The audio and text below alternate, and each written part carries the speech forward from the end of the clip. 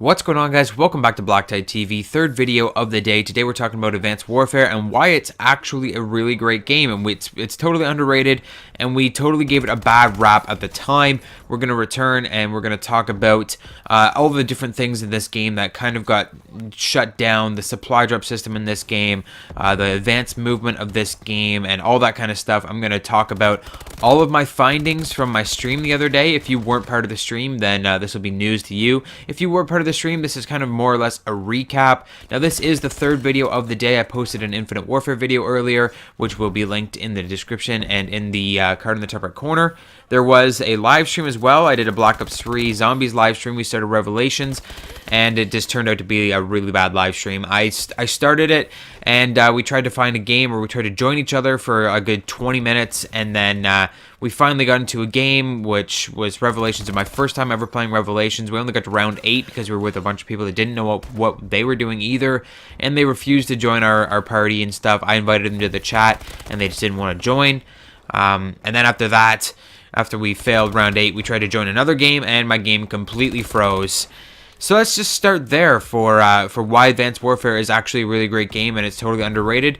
It never had the connection issues, it never had the infrastructure issues that Black Ops 3 has. Black Ops 3 is probably, I would say Black Ops 3 is the worst Call of Duty in recent memory that has had so many problems with trying to join games, trying to find lobbies. Advanced Warfare, this gameplay is from last night. You know how long it took me to get into this lobby? About 20 seconds. We search for lobby. Boom, into a lobby, playing the game. Go. Black Ops 3, if you go to find a game in Black Ops 3, you will sit in the lobby for 10-20 minutes, and then you'll finally get people that will join you, and then halfway through that game while you're playing, most of the players in that lobby will back out, and then it'll be like you'll get out and you'll finish that game, and the lobby will be broken because there's not enough people to start a new game, and then you have to leave that lobby, you have to find a new lobby, and then it's another sit and wait for 10-20 minutes before you get another lobby. It's a pain in the ass to find a game in Black Ops 3. The infrastructure is all over the place. You can't join each other. I've never had a problem joining people in Advanced Warfare. I never had a problem starting a game in Advanced Warfare, and those are my main problems with Black Ops 3. Advanced Warfare, let's talk about the number one thing that everyone trashed on this game, the movement system. Everyone calls this game this was the first, okay, let's just start from the bottom here. This was the first futuristic, advanced Call of Duty game with advanced movement where you could move really fast, you could jump up in the air. It changed everything about Call of Duty, this game. And this game took a lot of flack for it. This was the first game, this was the major culprit, and it's kind of rude of Activision to make Sledgehammer, being the newest studio in the development cycle, to take on such a burden of a game, to take on the game that's going to change the face of Call of Duty forever. But that's basically what Sledgehammer had to do with this game, and it really did. They changed the movement system up. The thing about this movement system is I find it to be 1,000 times better than the Black Ops 3 movement system. So let me explain right there. The Black Ops 3 movement system is considered by many to be superior as an advanced movement. People just straight out prefer to have boots on the ground, standard Call of Duty movement. But as far as futuristic movement goes, everyone likes the Black Ops 3 system more. And I am not one of those people. I like the Advanced Warfare system a lot more because it's a lot easier to tell where your enemies are going to be.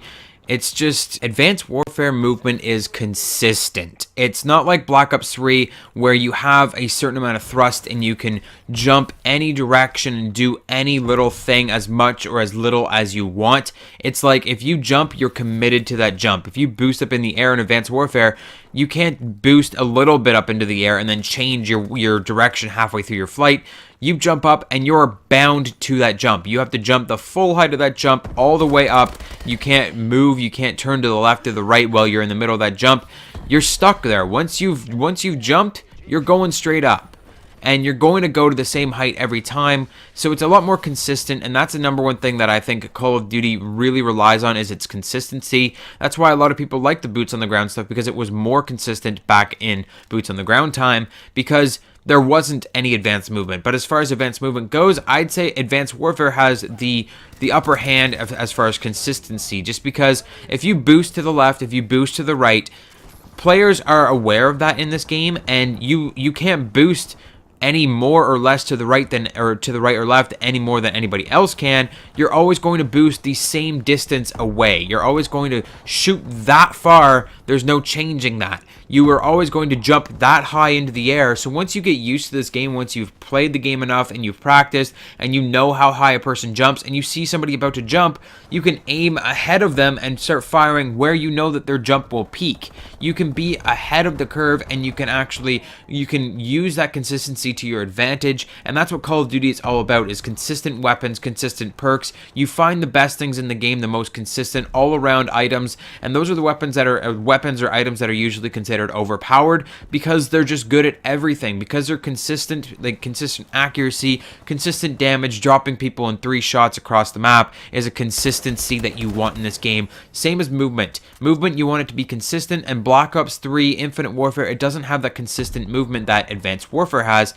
In those games, you can boost as much or as little as you want. You can jump onto a wall, and you can run on a wall, and you don't have to run as far on the wall or as long on the wall as everybody else does. And you can jump off the wall and spin around, and you can jump onto another wall. There's no consistency whatsoever in Black Ops 3 Infinite Warfare movement systems, whereas in Advanced Warfare, there's nothing like that. It's like you are always going to boost the exact same distance away no matter what. So if you see somebody about to boost and you know that they're going to boost to the left, you see them, there's only one direction for them to go, they have to boost to the left. And when they boost to the left, they're going to boost to the left exactly this far. So you can pre-fire and you can start getting your shots on target. Whereas in Black Ops 3, if someone's going to boost to the left, they don't necessarily have to boost that far. They can jump and thrust a little bit, and then they can thrust back, and they can deke you out. And it makes it really inconsistent. It makes it really hard to follow enemies in that game. And that's why I think Advanced Warfare is a superior game. Not to mention just the gameplay itself. I really enjoyed Advanced Warfare. It really owned up to what it was. Black Ops 3, it's like they're trying to take the negative criticism that came out for Advanced Warfare at the time, and they're trying to blend it with the futurism of the game. They're trying to make it the cross between a boots on the ground and an advanced movement game. And you just can't do that, because if you're going to do boots on the ground, you got to do boots on the ground. If you're going to do advanced, you got to do advanced. Advanced Warfare knew that. Advanced Warfare was a futuristic, crazy, unrealistic game, but they owned up to it. They had crazy weapons in the game. They had craziness, and they had stupid, like ridiculous things that would never happen in real life in a million years. But they owned up to it. They're like, you know what? This is a wacky game. This is a futuristic, ridiculous game. Let's just go ham. Let's have laser guns. Let's do anything. And it really felt like an arcade shooter. There is 2 really big, strong types of first-person shooters out there, first-person military shooters.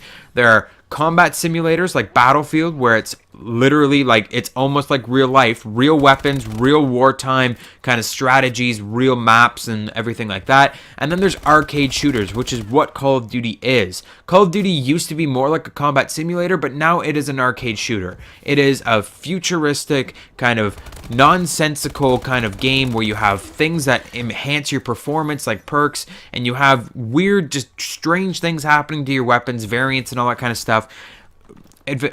Call of Duty is an arcade shooter, and the thing about Black Ops 3 is it wasn't owning up to that. Black Ops 3 and Infinite Warfare, even through the beta at least, they feel like they're trying so hard to make it like seem realistic, and they're trying so hard to make it the perfect cross between boots on the ground and futuristic boosting in the air, and they're trying so hard to make it the perfect cross between a combat simulator and a arcade shooter. They're not owning up to what the game really is. And when they do, when Advanced Warfare owned up to what it was a super fun game. It was super casual. Like right now, if you go on Advanced Warfare, I guarantee you'll have a blast. I had the same kind of experience when I moved from Advanced Warfare to Black Ops 3. I kind of went with the crowd, and I totally was like, yeah, Black Ops 3 movement is probably better. It seems a lot more grounded. It seems a lot more real. It definitely seems like the superior movement system of the 2. But coming back to Advanced Warfare now, I 100% take that back.